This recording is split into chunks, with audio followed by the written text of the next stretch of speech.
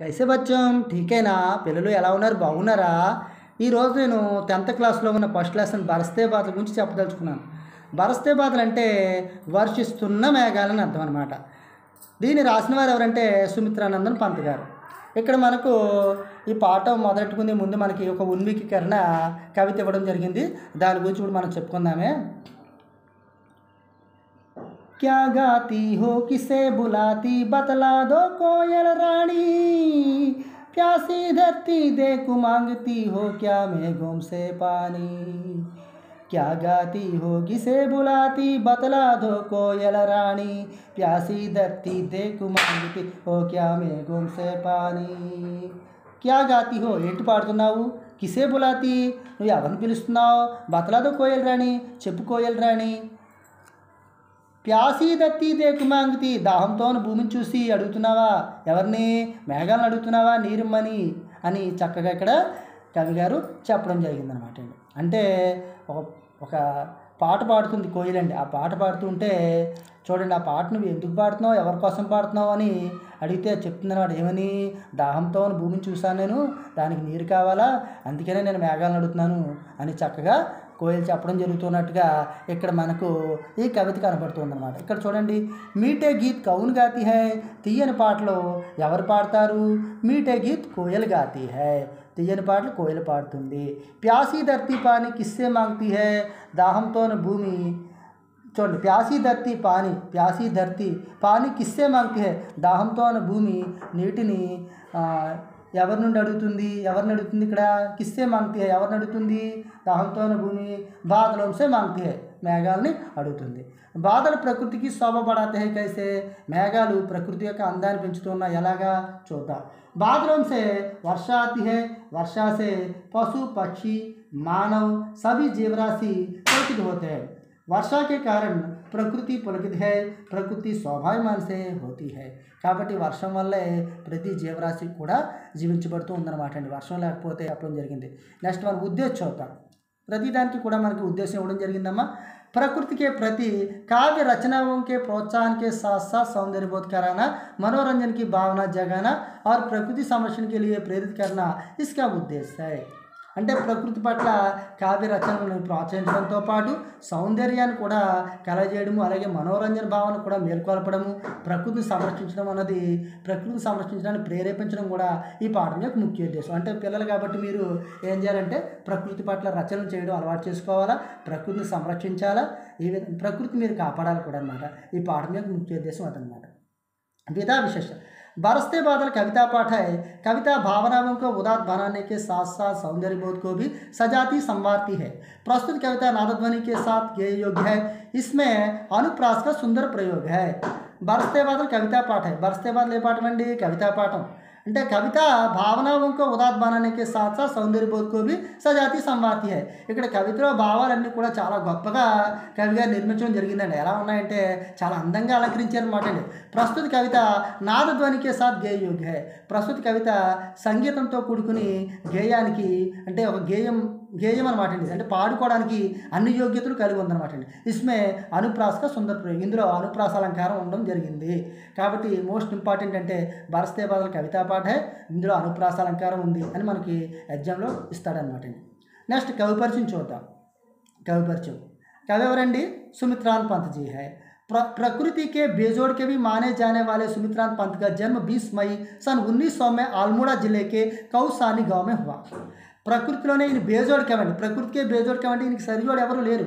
అటువంటి కవులందరిలో కూడా ప్రకృతిని చాలామంది రాశారండి ప్రకృతి కోసం, కానీ అందరిలో కూడా ఈయన బేజోడ్ కవి, ఈయనకి సరిజోడు ఎవరు లేరన్నమాట. అటువంటి కవే సుమిత్రానంద్ పంత్ గారండి. ఈయన 20 మే నెల 20 1900 సంవత్సరంలో अल्मोड़ा जिला कौसानी अने ग्राम में जन्मिंचడం జరిగిందండి. 7 वर्ष की उम्र में ही स्कूल में काव्य पाठ के लिए पुरस्कृत किए गए थे. ఆయన 7 సంవత్సరాల వయసులోనే స్కూల్లో కావ్య పాఠాలు వల్లించడం ద్వారా ఎన్నో బహుమానాలు కూడా పొందడం జరిగిందండి. అంటే చిన్నప్పుడైనా ఎన్నో కావ్యాలు కూడా ఆయన ఎంతో చక్కగా రాయడం, చదవడం కట్ట చేయడం ద్వారా ఆయన చాలా చక్కగా మంచి బహుమానాలు కూడా చిన్నప్పుడే పొందారట. साहित्य लेखन के लिए इन्हें साहित्य अकादमी, सोवियत रूस और चिदंबरा काव्य के लिए ज्ञानपीठ पुरस्कार दिया गया. ఇంకా సాహిత్యం పట్ల ఆయన రచనలు ఎన్నో చేయడం ద్వారా ఆయనకి సాహిత్య అకాడమీ వచ్చిందండి, సోవియట్ రూస్ బహుమానాలు కూడా వచ్చాయి. అంతేకాకుండా ప్రఖ్యాతమైన ప్రతిష్టాత్మకమైన జ్ఞానపీఠ పురస్కారం చిదంబరా కావ్యానికి ఈయనకి దక్కిందనమాట అండి. చూడండి, ఈయనకి ప్రముఖ రచన ఏం వీణ, గ్రంథి, పల్లవ, గుంజన, యుగాంత, గ్రామ్య, స్వర్ణకిరణ, కలవర్, బుడాచాందు తదా చిదంబర అది మొదలైనవన్నీ కూడా ఈయన రాసిన రచనలండి. ఈయనకి ఆ నిధన సన్ 1977 ఇవ్వ. ఈయన 1977లో చనిపోవడం జరిగిందనమాట. ఇది కవి పరిచయం. ఇంతవరకు మనం చాలా జాగ్రత్తగా విన్నారు కదమ్మా పిల్లలు. ఇప్పుడు విషయ ప్రవేశంలోకి వెళ్తామే. విషయ ప్రవేశం అంటే విషయంలో ప్రవేశించడం, అంటే ఈ యొక్క కవిత యొక్క విషయం ఏముందో ఇక్కడ మనకు తెలుస్తుంది అన్నమాట. వర్ష ఋతు హమేషా సే సబ్కి ప్రియ ఋతు రహీ హై. వర్ష ఋతు ఎల్లప్పుడూ కూడా ఎప్పుడు కూడా అందరికీ కూడా ఇష్టమైన ఋతువు అన్నమాట. హమేషా అంటే ఎల్లప్పుడూ అమ్మండి, అంటే ఇప్పుడు కూడా వర్ష ఋతువును అందరూ ఇష్టపడుతూ ఉంటారు. వర్షాకి సమయం ప్రకృతికి సుందరత దేఖనే లాయక్ హోతీ హై. వర్షం వల్లే వర్షాకే సమయం అంటే వర్ష సమయంలో మాత్రం మనకి ప్రకృతి యొక్క అందం చాలా చూడముచ్చటగా ఉంటుందన్నమాట. పేड़ పౌదే, పశు పక్షి, మనుష్య और यहाँ तक कि धरती भी खुशी से झूम उठती है. అంటే చెట్లు, మొక్కలు, పశువులు, పక్షులు, మనుషులు ఆరు యహాతక్కి అంతేకాదండి, ఇక్కడ ఉన్న మొత్తం భూమి మీద ఏమైతే ఉన్నాయో ప్రతిదీ కూడా ఖుషీసే జూముడితే ఆనందంతో చాలా సంతోషంగా ఊగుతూ ఆనందంగా ఊగుతున్నట్టు ఆనందంగా ఉంటారన్నమాట. చాలా ఆనందంగా ఉంటారన్నమాట. ఇసి సౌందర్య వర్ణన్ యహా ప్రస్తుత కియా గయా హై. అంటే ఇక్కడ మనకి ఈ సౌందర్యాన్ని కవిగారు ఇక్కడ ఎంతో చక్కగా వర్ణించడం జరిగింది. ఇది మనం ఒకసారి పాట రూపంలో పాడుకుందామా. దగ్గర झम झम झम झम मेघ बरसते हैं सावन के, चम चम चम गिरती बूंदे तरुओं से चमके, चम चम बिजली चमक रही रे उर्मे गन के, तम तम दिन के तम में सपने जगते मन के, दादू टट्टर कहते झिल्ली बजती जन जन, म्याओ म्याओ रे मोर पीवू पीवू चात के गन, उड़ते सोन बाल आदि सुख से कर क्रंदन, गुमड़ गुमड़ गिर मेघ गगन में बरते गजन, रिमझिम रिमझिम क्या कुछ कहते बूंदों के स्वर, रोम सियर उड़ते चूते वे भीतर बंत, धाराओं पर धाराएं जती दती फ, रज के कण कण में तृण तृण को पुलका वाली त, पकड़वार की धार झूलता है मेरा मन, आओ रे सब मुझे घेर कर गाओ सावन, इंद्रधनुष के झूले में झूले मिल सब जन, फिर फिरवाए जीवन में सावन मन बावन, जम जम जम जम मेघ बरसते आई सावन के, चम चम चम गिरती बूंदे तरुओं से चनके, चम चम बिजली चमक रही रे उर्मे गन के, तम तम दिन के तम में सपने जगते मन के, दादू टट्टर करते झिल्ली बजती जन जन, म्याओ म्याओ रे मोर पीवू पीवू चात के गन, उठते सोन भाला आर्ज सुख से कर क्रंदन, गुमड़ गुमड़ गिरु मेघ गगन में बरते गजन, रिमझिम रिमझिम क्या कुछ कहते बूंदों के स्वर, रोम सियर उड़ते चूते वे भीतर बंत, धाराओं पर धाराएं जती दती फम, रज के कण कण में तृण तृण को पुलका वलित, पकड़वार की दार झूलता है मेरा मन, आओ रे सब मुझे घेर कर गावो सावन, इंद्रधनुष के झूले में झूले मिल सब जन, फिर आए जीवन में सावन मन भावन. పిల్లలు ఇప్పుడు భావం చెప్పుకుందామే. జమ్ జమ్ జమ్ జమ్ మేఘ బర్సతే హై సావన్ కే అంటే అర్థం ఏంటమ్మా, జమ్ జమ్ జమ్ జమ్ జమ్ జమ్ అంటే ఇవన్నీ కూడా మనం చూసాం ఇందాక, అంటే అనుప్రాస అలంకారంలో వచ్చిన సౌండ్స్ అనమాట అండి. జమ్ జమ్ జమ్ జమ్ జమ్ జమ్ అంటూ కూడా వచ్చాయి, అంటే ఈ ధ్వన్యాత్మక శబ్దాలు ఇవన్నీ కూడా. జమ్ జమ్ జమ్ జమ్ అంటే అండి వర్షపు మోత అనమాట అండి. మనం చూడండి ఒక్కోసారి హోర్న్ వాన వచ్చేసింది, టపా టపా టపా టపా పడిపోతున్నాయి ఇలా అంటాం కదా తెలుగులోని. అలాగే జమ్ జమ్ జమ్ జమ్ జమ్ అంటూ అంటే వానకు వచ్చే సౌండ్ అనమాట అండి. మేఘ బర్సే మేఘాలు వర్షిస్తున్నాయండి. ఎలాగంటే ఏ మాసంలో, శ్రావణ మాసంలో వర్ణిస్తున్నాయండి. శ్రావణ అని వస్తుంది ఇక్కడ. ఇది మాత్రం మనకి తద్భవ శబ్దం అండి. మనకు తత్సం శబ్దాలు చెప్పుకునేటప్పుడు శ్రావణం చెప్పుకుంటాం అనమాట. అంటే జమ్ జమ్ జమ్ జమ్ మేఘ బరిస్తే హైసావన్కి అంటే శ్రావణ మాసంలో అంటే వర్షాలు బాగా పడతాయి అన్నమాట. అంటే మేఘాలు వర్షిస్తూ ఉంటాయి, బాగా వర్షం పడుతూ ఉంటుందన్నమాట. అప్పుడు అప్పుడు అటండి చంచం చంచం గిరితి బూందే తరువోంసే చంకే చంచం చంచం చంచం అంటే నీరు పడి చప్పుని మనం చంచం చంచం అంటాం. అవి ఎలా ఉన్నాయటండి, గిర్న అంటే పడడం, గిరితి బూందేం నీటి బిందులు పడుతూ తరువోంసే చంకే చెట్ల నుంచి జాలువారుతూ ఉన్నాయండి. ఎలా అండి, వడపోత పోస్తే ఎలా ఉంటుంది, మనం చూడండి జల్లిల్లోంచి మనం పోస్తే ఎలా ఉంటుందో, చంకే అంటే జల్లిల్లోంచి పడిన చుక్కలు ఎలా అయితే పడతాయో అలా నీటి బిందులు పడతా ఉన్నాయటండి. చంచం బిజిలీ చమకుర హీరే ఉరిమే కనుకే ఆ టైంలోనే అటండి చంచం బిజిలీ చమక్ చమక్మంటూ కూడా మెరుస్తూ ఉందటండి. చమకుర హీరే చమకుర మెరుస్తూ ఉందటండి.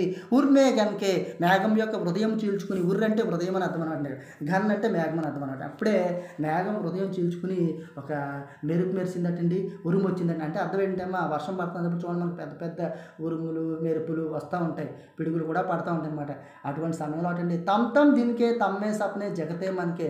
అప్పటి వరకు ప్రశాంతంగా వాతావరణం ఎలా ఉంటుందమ్మా, దీనికే తమ్మే సప్నే జగతే మనకే అంటే అర్థం ఏంటండి, అప్పటి వరకు ప్రశాంతంగా ఉందండి వాతావరణం. ఆ ప్రశాంతంగా ఉన్న వాతావరణం ఈ వర్షం పడడం వల్ల ఏమైపోద్ది అంటే మనకి అది ఉదయం టైం అయినా సరే, ఉదయం టైం అయినా సరే మనకి చీకటిగా పడిపోద్దండి, సాయంత్రంలాగా రాత్రిలాగా కనపడుతుంది. ఎందుకు, వాతావరణ ప్రభావం అవుతుందన్నమాట. అప్పుడు ఆ టైంలోని తమ్మే సపనే జగతే మనకే అంటే వర్షాకాలంలో మాత్రమే మనం పగటి కళలు కంటాం అనమాట అండి. మిగతా అన్ని రోజులు కూడా రాత్రే కంటాం కళలు, కానీ వర్షం సమయంలో మాత్రం మనం పగటి కళలు కంటాం అని కవి గారు చమత్కారంగా చెప్తున్నారన్నమాట. ఎందుకు, ఆ టైంలోని చీకటి అయిపోద్దండి వాతావరణం. అయిపోవడం వల్ల ఏమంటే అందరి ఆలోచనలు కూడా ఎక్కడికో పోతూ ఉంటాయండి. కాబట్టి పగటి కళలు కంటూ ఉంటాం. అప్పుడేమవుతుందండి, ఒకేసారి మన కళలు చెదిరిపోతాయి. ఎందుకండి, ఈ ఉరుములు రావడం మెరుపులు రావడం వల్ల మన కళలు చెదిరిపోతూ ఉంటాయి అనమాట. అంటే అర్థం ఏంటంటే చాలా ప్రశాంతంగా ఉన్న టైంలో మనకి ఒక్కసారిగా మెరుపులు ఉరుములు రావడం వల్ల మనం ఎక్కడో అలా ఆలోచనలు ఉండిపోతాం, అబ్బా వర్షం పడింది అంటూ అలా ఆలోచనలో ఉంటాం. అప్పుడు మనకి ఏయో ఆలోచనలు గుర్తొస్తుంటాయి, అంటే మనం కళల ప్రపంచంలో పోతాం అనమాట. అప్పటివరకు కళ్ళన్నీ చెదిరిపోతాయి సుమాని కవి గారు ఎంతో చక్కగా మనకి ఈ ఫస్ట్ పోయిలో చెప్పడం జరిగింది అనమాట. నెక్స్ట్ పోయిన చూస్తే మనకి చిన్న చిన్న జీవరాశులు ఏ విధంగా అయితే వర్షం కోసం తహతహలాడతాయంటూ ఈ రెండో పద్యంలో చెప్పడం జరిగింది. చూద్దాం. దాదుర్ టట్టర్ కత్తే జిల్లి భజతీ జంజన్. దాదురు అంటే కప్పలు అనమాట అండి. దాదుర్ టట్టర్ కత్తే కప్పలు బెకబెకమంటూ ఉంటాయండి. మనకి వర్షానికి సూచనలు అనమాట అండి కప్పలు. జిల్లి భజతీ జంజన్, జిల్లి అంటే కీచురాళ్ళు అంటామండి, కీచు కీచు కీచు సౌండ్ చేస్తూ ఉంటాయంటే మనం జిల్లి భజతి జంజన్ జంజన్ జంజన్ అంటూ సౌండ్ చేస్తూ ఉంటామండి. ఇవి కూడా వర్షానికి ప్రతీకలు అనమాట. అంటే వర్షం వచ్చినప్పుడు ఈ రెండు కూడా ఎంతో ఆనందంగా ఉంటాయి. అంతేకాదండి మ్యావ్ మ్యావరేమో నెమలి కూడా మ్యావ్ మ్యావ్ అంటూ సౌండ్ చేస్తూ నాట్యం చేస్తూ ఉంటుంది అనమాట అండి. ఫీవు ఫీవు చాతకే, కానీ చాతక పక్షి ఉందండి, అది కూడా పీవు పీవు అంటూ కూడా సౌండ్ చేసుకుంటూ గానం చేస్తూ ఉంటుందన్నమాట. ఉడితే సోని బాలక్, ఇంకా జలపక్షులు ఉన్నాయండి. అవన్నీ కూడా జలపక్షులు అంటే నీటిలో తిరిగే పక్షులన్నీ కూడా జలపక్షులు అంటాం. అంటే నీటిలో తిరుగుతూ ఉంటాయి కదండి చేపలు, అలాంటివన్నీ వాటిని జలపక్షులు అంటాం మనం. అలాంటివి ఏవైతే ఉన్నాయో అంటే ఉడితే సోని బాలక్ అంటే నీటిలో ఉన్న జీవరాశి అనమాట అండి, జలపక్షులు అంటామండి. అవన్నీ కూడా ఆదర్శకర ఆదర్శకంతో అంటే ఏం చేస్తానంటే వర్షం పడినప్పుడు ఆ నీటిలోంచి పైకి వచ్చి ఆనందంగా గెంతులు వేస్తానండి. ఆనందంగా ఆదర్శకంతో ఆనందంగా అది ఏం చేస్తాయంటే సుఖంతో ఆదర్శకర క్రందన్ అంటే ఏడుస్తాయి అనమాట. ఏడుమంటే కళ్ళంటే నీరు వస్తాయి, ఆనంద బాష్పాలతో ఆనందంగా పైకి ఎగురుతూ ఉంటాయి అనమాట. చూడడానికి చాలా ఆనందంగా ఉంటుంది అండి. అట్లా ఎందుకు, నిజంగా చెప్పండి, మనం డాల్ఫిన్స్ కూడా చూస్తుంటాం సినిమాలో, అవి పైకి ఎగిరి పడుతూ ఉంటుంటాయి. అలా ఆనందంగా వర్షం పడినప్పుడు ఎగురుతాయి అనమాట. గుమ్మడిగిరి మేఘ గగనమే భర్తే గజ. గుమ్మడి గిర్ అంటే చూడండి మనకి గుండ్రంగా అలా రౌండ్లు వేసుకుంటూ తిరుగుతూ ఉంటాయండి మేఘాలు. తిరుగుతూ గగన్మే భర్తే గర్జన్, ఆకాశంలో పెద్ద పెద్ద గర్జనలు చేస్తూ ఉంటాయి అన్నమాట, భయం వేస్తూ ఉంటుంది అనమాట. ఈ విధంగా చూడడానికి మనకు ఆకాశం చాలా ఇదిగా ఉంటుంది అనమాట అండి. అంటే ఉరుములు మెరుపులతో ఆకాశాన్ని మనం చూస్తూ ఉంటే మనకు ఒక్కోసారి మనకు కూడా భయం వేస్తుంటుంది. ఈ రకంగా మనకి కవి గారు రెండో పోయిన చెప్పడం జరిగిందండి. ఇంక మూడో పోయినకి వద్దాం. రిమ్జిమ్ క్యా కుచ్ కాతే బూందోంకే స్వర్. రిమ్జిమ్ అంటూ కూడా తుంపర్లుగా నీరు పడుతూ ఉన్నాయండి, ఏదో చెప్తున్నట్టు ఉన్నాయండి. కుచ్ కాతే బూందోంకే స్వర్, నీటి బిందువులు సౌండ్ ఏదో చెప్తున్నట్టుగా ఉందటండి. అంటే అర్థం ఏంటమ్మా, ఇక్కడ ఈ నీటి బిందువులు పడుతూ ఉండడం వల్ల వాటి సౌండ్ మనం విని ఎవరో వస్తున్నట్టు తలంపగలుగుతుంటాం. చూడండి, ఒక్కోసారి మనం ఇంట్లో ఉంటాం, ఇంట్లో ఉన్నప్పుడు మనకి ఏమవుతుంటుంది, నీరు పడుతూ ఉంటుందండి. ఎక్కడో చూరు మెంచి కడ నీరు పడుతూ ఉంటే ఆ నీరు ఎక్కడో దిక్కున పడుతూ ఉంటుంది, టిక్ టిక్ టిక్ టిక్ అని పడుతూ ఉంటే ఆ సౌండ్కి మనం ఎవరో వచ్చారని తలుపులు తీసుకుని చూస్తూ ఉంటాం. అంటే అర్థం ఏంటి, రిమ్జిమ్ క్యాకుచుకైతే బూందేంకో స్వర్, ఆ నీటి బిందులకు సౌండ్ ఎవరో వస్తున్నట్టు, తలుపులు తగులుతుంటే ఎవరో తలుపులు కొట్టినట్టు మనకు అనిపిస్తూ ఉంటుంది. రోమ్ షేర్ ఉడితే చూతేవే భీతరా అంటారు. ఆ టైంలో మనం ఒక్కోసారి బయటకు వస్తుంటాం, బయట తిరుగుతూ ఉంటాం. తిరిగినప్పుడు ఆ నీటి బిందువులు వర్షపు నీరు తగ్గడం వల్ల మన రోమాలు ఏమవుతాయండి, రోమ్ షేర్ ఉడితే చూతేవే భీతరా అంటారు. రోమాలు ఎక్కబడుచుకునండి చాలా పైకి లేస్తాను. అంటే అర్థం ఏంటండి, చాలా ఆహ్లాదకరంగా ఉంటుంది, మన ఒళ్ళు చాలా ఇదిగా ఉంటుంది అన్నమాట అండి. ఎందుకు, వర్షం నీరు తగలగానే మన శరీరంలో ఏదో ఒక కొత్త రకమైన భావనలు కలుగుతాయి అనమాట అండి. దారావంపర దారాయేం జత్తి దత్తిఫ అంటే దార మీద దారిగా ఈ భూమి మీద సెలయేరు మాదిరిగా నీరు ప్రవహిస్తుంది సుమా అని కవి గారు చెప్తారన్నమాట. మరి రజకే కణకణమే తృణకో పులకావలితారంటే ఏంటి? రజ అంటే మట్టి అండి, కణకణ అంటే అణువణువులో కూడా, తృణ అంటే గడ్డిపోచ అని అర్థం, గడ్డి అనమాట అండి. రజకే కణకణమే అంటే మనకు దీనికి అర్థం ఏంటంటే మనకి మన వేసవకాలంలో బాగా మామిడి టెంకలని ఇంకోటని తినేస్తాం, అవన్నీ కూడా పడిచేస్తాం. వర్షాకాలం వచ్చినప్పుడు ఏమవుతాయండి? అవి పైకి లెగుస్తాయి అనమాట అండి. రజకే కణకణమే అంటే మట్టి ప్రతి అణువులోంచి కూడా ఏమవుతుందండి? తృణకో ప్రతి గడ్డిపోచ కూడా పులకావలితారు పొలకించిపోయి పైకి లెగుస్తామండి, వణుకుతూ లెగుస్తామండి, పైకి లేచిపోయి. ఎందుకు? కృతజ్ఞతాభావంతో లెగుతానమాట అండి. రజగే కణకణమే తృణకో పులకావలితారు పొలకించిపోతూ పైకి లెగుస్తూ ఆనందంగా సంతోషాన్ని వ్యక్తం చేస్తాయి సుమా. అంటే చిన్న చిన్న విత్తనాలు సైతం కూడా ఆ భూమిలోంచి పైకి వచ్చి ఆనందంగా సంతోషంగా పైకి లెగుస్తాయని కవి గారు ఎంతో చమత్కారంగా ఈ పోయంలో చెప్పడం జరిగింది. నెక్స్ట్ పోయం చూద్దాం. 4వ పోయంలో చూస్తే పక్కడ వారికి దారజుల్తాహై మేరమన్. పక్కన అంటే పట్టుకోవడం అండి, వారి అంటే నీరండి. మరి నీటి దారలు పట్టుకుందామని ఉంది మేరామన్ నా మనసుకి అంటున్నారండి ఇక్కడ. పక్కడ వారికి దార జోల్తాహై మేరామన్. ఆ దారలు అలా పడుతూ ఉంటాయండి, అలా పడుతూ ఉంటుంటే ఊగుతూ ఉన్నట్టు పడుతూ ఉంటాయి, నీటి దారలు పడుతూ ఉంటాయి, పట్టుకుందామని ఉంది.